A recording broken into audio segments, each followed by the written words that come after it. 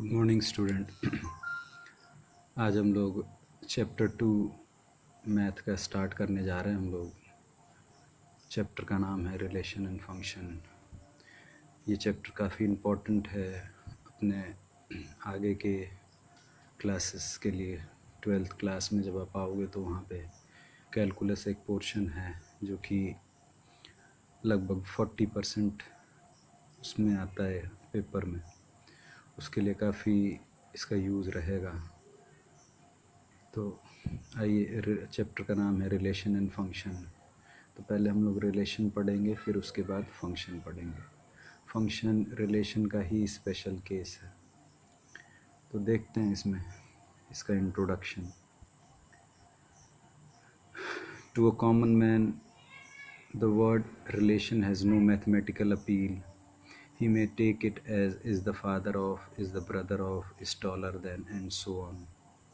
क्या मतलब है कि जो आम बोलचाल की भाषा में जिनको मैथ नहीं आती है उनको अगर जो रिलेशन वर्ड का नाम लिया जाए तो उनके दिमाग में ये आता है कि कोई दो पर्सन के बीच का संबंध, जैसे इस फादर ऑफ, इस ब्रदर ऑफ, इस टॉलर देन। तो ये रिलेशन फॉर्म करता है अपने डेली लाइफ में। मैथ में भी कुछ इस तरीके के रिलेशंस बनते हैं, जैसे for example note that all these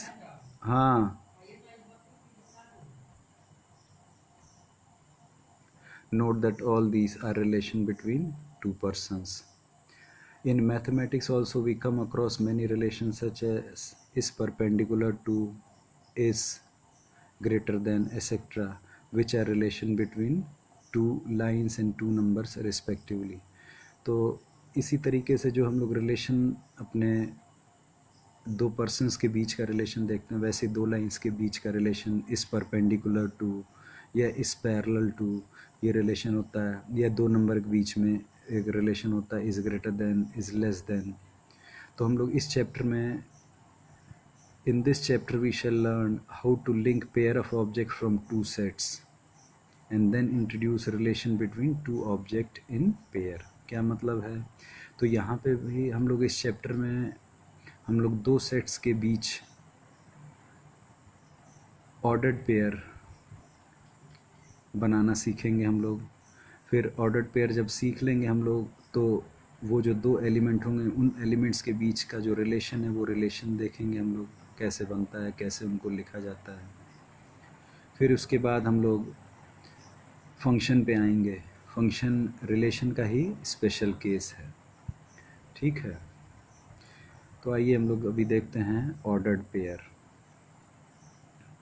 ordered pair में क्या है वो समझते हैं हम लोग। An ordered pair is a pair of object और element taken in specific order. क्या मतलब है इसका? ऑर्डर्ड पेयर का मतलब है कि हमारे पास पेयर ऑफ ऑब्जेक्ट है या एलिमेंट है पेयर ऑफ, ठीक, और उनका हम लोग स्पेसिफिक उनका जो ऑर्डर है वो भी वहाँ पे मायने रख रहा है, ठीक है। तो N ordered pair is a pair of object or element taken in specific order. An ordered pair is written by listing its two member or element in a specific order, separating them by comma and enclosing the pair in parenthesis. क्या मतलब है इसका? Ordered pair हम लोग लिखते कैसे हैं तो उसके बारे में यहाँ पे जानकारी दे रहा है ये।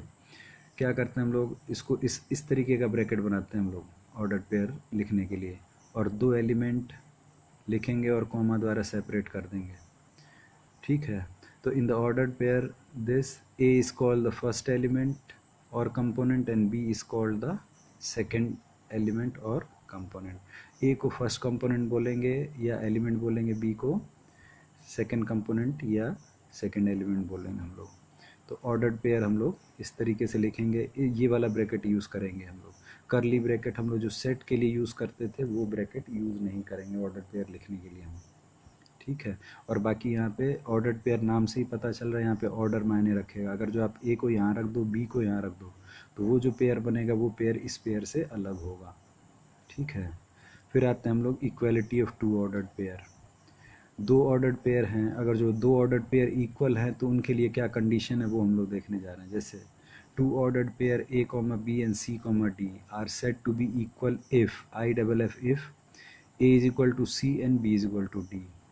Thus, if A comma B is equal to C comma D, then A is equal to C and B is equal to D. क्या मतलब है कि जैसे मान लीजिए दो ऑर्डर्ड पेयर है A comma B और C comma D, और दोनों ऑर्डर्ड पेयर इक्वल हैं, तो ये दो ऑर्डर्ड पेयर तभी इक्वल हो सकते हैं जब इसका पहला एलिमेंट इसके पहले एलिमेंट की इक्वल हो और इसका दूसरा एलिमेंट इसके दूसरे एलिमेंट की इक्वल हो। तो दो ऑर्डर्ड पेयर की इक्वालिटी की ये कंडीशन होती है। ठीक है,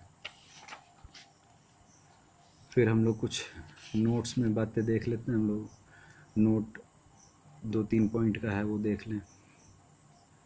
देखिए ये कह रहा कि the word ordered pair implies that the order in which the two elements of the pair occur is meaningful. क्या मतलब है कि जो ये वर्ड यूज़ कर रहे हैं हम लोग ऑर्डर्ड पेयर, इसका मतलब जो एलिमेंट लिखा गया उस ब्रैकेट में वहाँ पे ऑर्डर मायने रख रहा है, यानी पहला और दूसरा और पहला। ठीक है, तो अगर जो इन दोनों की आपस में पोजीशन इंटरचेंज कर दें तो वो ऑर्डर्ड पेयर इक्वल नहीं होगा। ठीक, तो ordered pair A comma B and B comma A are different unless A is equal to B। यही बात कि A कॉमा B और B कॉमा ये दोनों ऑर्डर्ड पेयर डिफरेंट हैं, बशर्ते कि A और B इक्वल ना हो जाए। अगर जो A और B इक्वल हो गए तो ये और ये दोनों सेम हो जाएंगे। ठीक है, थर्ड पॉइंट है the two component of N ordered pair में बी इक्वल। क्या कह रहा है कि दोनों जो कंपोनेंट है ऑर्डर्ड पेयर की वो इक्वल भी हो सकती हैं। ठीक है, फिर चौथा पॉइंट है इसमें कि A कॉमा B ये एक सेट है और A कॉमा B एक ऑर्डर्ड पेयर, तो ये दोनों कभी इक्वल नहीं हो सकते। ये तो सेट है, ब्रैकेट से पता चल रहा है ये, और इस ब्रैकेट से पता चल रहा है कि ये ऑर्डर्ड पेयर है, तो ये दोनों इक्वल नहीं है। ठीक है, फिर उसके बाद हम लोग आते हैं Cartesian product of two sets. तो इसकी डेफिनेशन सुन लें पहले। Let A and B be two non-empty set. The Cartesian product of A and B denoted by A cross B is the set of all ordered pair A comma B such that A belongs to A and B belongs to B. तो दो set हो A और B और दोनों non empty set है, तो उन दोनों सेट का जो कार्टीजियन प्रोडक्ट होगा उसको हम लोग डिनोट तो करेंगे A क्रॉस B से, और वो एक सेट होगा, और वो सेट होगा तो उसके अंदर एलिमेंट कौन होंगे, तो वो सारे ऑर्डर्ड पेयर जो A और B के बीच के एलिमेंट्स के इससे फॉर्म होगा। ठीक है, जो ऑर्डर्ड पेयर आप बनाओगे तो पहला एलिमेंट A से आना चाहिए और दूसरा एलिमेंट B से आना चाहिए। ठीक है, तो ये है इसका मतलब। सिम्बॉलिकली A क्रॉस B को हम लोग ऐसे लिख सकते हैं हम लोग A comma B ordered pair such that A belongs to A and B belongs to B। एक एग्जांपल से भी समझ लें इसको हम लोग। फॉर एग्जांपल जैसे मान लीजिए A सेट के अंदर ये एलिमेंट है 2 4 6, B के अंदर है x y z, तो कोई बोले A क्रॉस B लिखिए, यानी Cartesian product of A and B लिखिए, तो उसका सिंबल तो ये होगा। और जब लिखेंगे हम लोग तो ऑर्डर्ड पेयर लिखेंगे, और ऑर्डर्ड पेयर में जो भी पेयर बनेगा उसका पहला एलिमेंट तो A से आएगा, दूसरा एलिमेंट B से आएगा, तो लिखेंगे 2x 2y 4x 4y 6x 6y। तो इस तरीके से A क्रॉस B का फॉर्म हो जाएगा। ठीक है।